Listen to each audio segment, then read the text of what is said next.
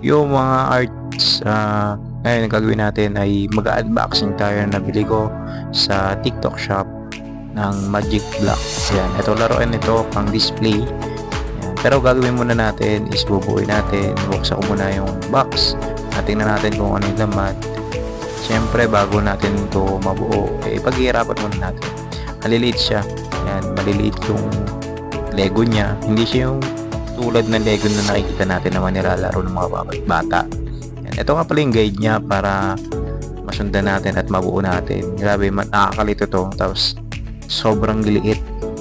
Kaya siyempre kailangan natin tingnan yung guide at unawain kung paano talaga to mabubuo. So tara, at buksan muna natin para maumpisa na natin. Nga pala, kapag magbubuo kayo nito, syempre dapat malinis ang place nyo at hindi masyadong makalat, dahil kapag nawala yung isang parts nito, may hirapan na ulit kayong magbuo dahil napakaliliit ng mga parts nito na Lego. Yan. Diba? Sumuksok pa sa ilalim yung mga Lego ko. So guys, tara, umpisa na natin. Handa na ba kayo? Samahan nyo ako, buuin natin. Let's go!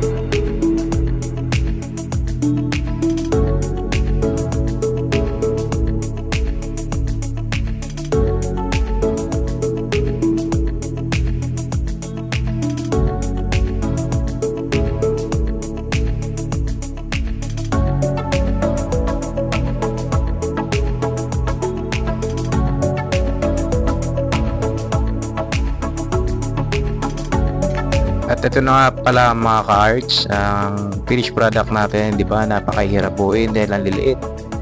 Ito na ang Naruto. Yan, pang display natin. Para siyang mini action figure, pero napaka-fragile niya mga ka-arts. Kung titingnan natin, dapat dahan-dahan lang. Kung ako, dapat ginuglo na to para hindi na matanggal. Kung ipande-display na lang natin ha, kasi medyo fragile nga, at konting galaw mo lang natatanggal na yung Lego. Ayan, so ilalagay na natin sa aking pan-display. Yan, sama natin sa aking mga laruan para may display na natin. Ayan, yun, di ba? Napaka-solid. So yung iba hindi pa natin may unbox. Next natin yan, next video. For more videos ko, subscribe my channel. Thank you.